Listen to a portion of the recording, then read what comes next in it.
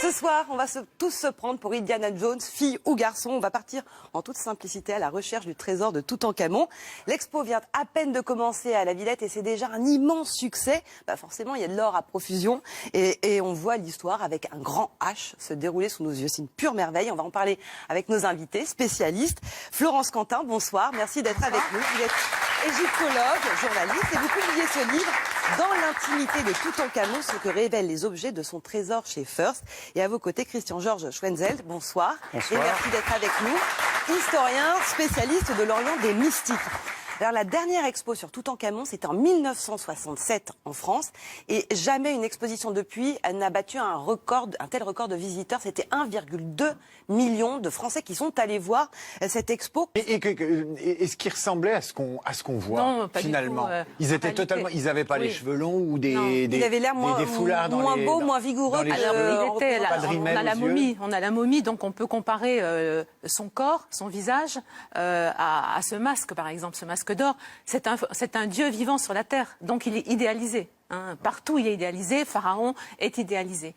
Et là on pense qu'on a fait des reconstitutions faciales, ça c'est la médecine légale. Il était beaucoup moins beau, mais il mesurait à peu près 1,67 m, ce qui n'est pas mal pour l'époque. Il était un peu fragile de constitution, on sait qu'il avait la malaria, c'est extraordinaire la science aujourd'hui, et qu'il est mort certainement d'une fracture au fémur qui s'est infectée. Il y a des lésions qui sont décrites par exemple au niveau du pied, qui portent un diagnostic médical, on parle d'ostéonécrose, etc.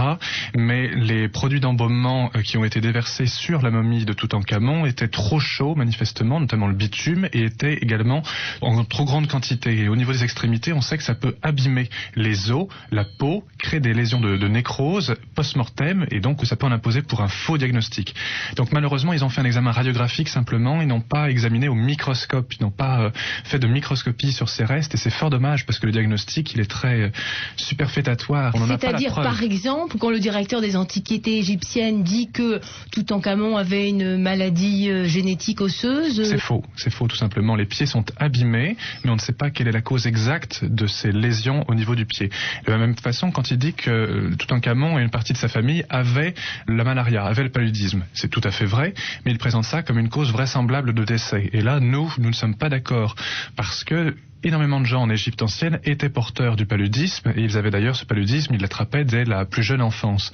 Et quand on attrape le paludisme jeune, eh bien, d'une part, ce n'est pas une maladie rare, et d'autre part, eh bien, on acquiert une relative tolérance, on va dire, vis-à-vis du parasite. Et ce parasite devient de moins en moins mortel. De temps en temps, on fait des crises de palu, mais on n'en meurt pas à proprement parler. Donc dire que Toutankhamon avait le palu et que c'est la cause vraisemblable de son décès, ça c'est un petit peu exagéré. Même chose quand il dit, par exemple, qu'on a retrouvé une canne, pas mal de cannes d'ailleurs dans la tombe, et que c'était vraisemblablement en raison de sa boiterie. C'est faux, parce que la canne est un instrument de prestige et on en trouve énormément dans plein de tombes, à la fois de pharaons mais également de nobles. Même chose lorsque Zayawas dit qu'on a retrouvé des graines et des aliments qui étaient particulièrement utiles pour traiter la maladie qui avait une vocation antalgique. C'est faux, parce que ces aliments-là, on les retrouve également dans d'autres tombes d'individus qui n'avaient pas les lésions osseuses décrites par Zayawas sur Toutankhamon, et c'est extrêmement fréquent de donner ce genre d'aliments aux morts, c'est pour le nourrir dans l'autre monde, ce qu'on appelle le champ d'Ialou. Et il était noir? Non, il était assez foncé de peau, enfin il était plutôt bronzé, on va dire. Il n'était pas noir, c'est pas un pharaon noir. Il y avait beaucoup d'influences en Égypte, il y avait l'influence évidemment de l'Afrique au sud et puis du Proche-Orient. C'est un mélange de peuple et de sang. Et eux, ils mentent en tant que psychopathes. Tu vois, c'est pour ça qu'on les appelle les crétois. Tu vois, dans l'Antiquité, quand on dit tu es un crétois, ça veut dire que tu es un menteur pathologique qui croit en ton propre mensonge. Un crétois. Tu vois, des fois même je dis, bon, je pense que tel chercheur européen est un crétois.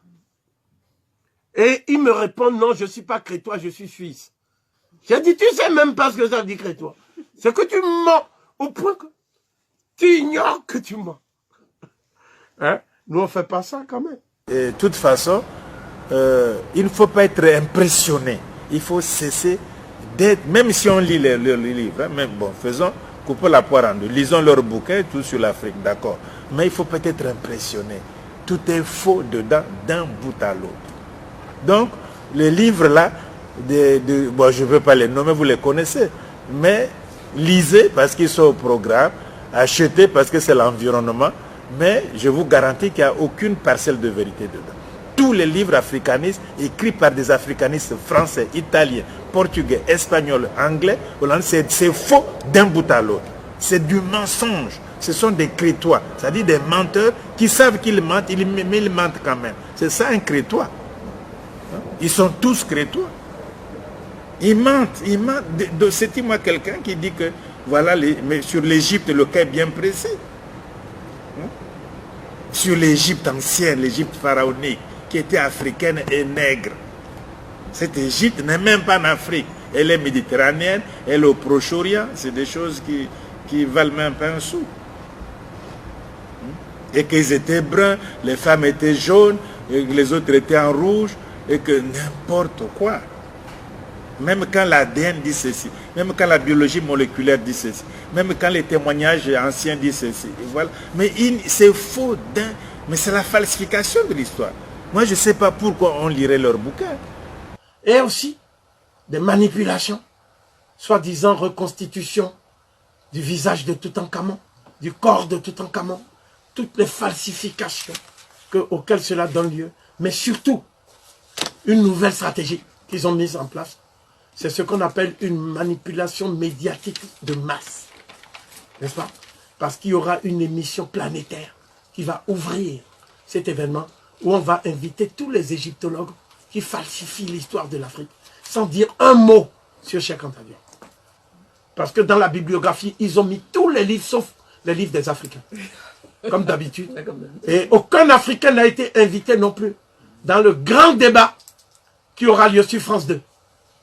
En marge de l'émission de Stéphane Bern, où il dit qu'il va présenter les pharaons.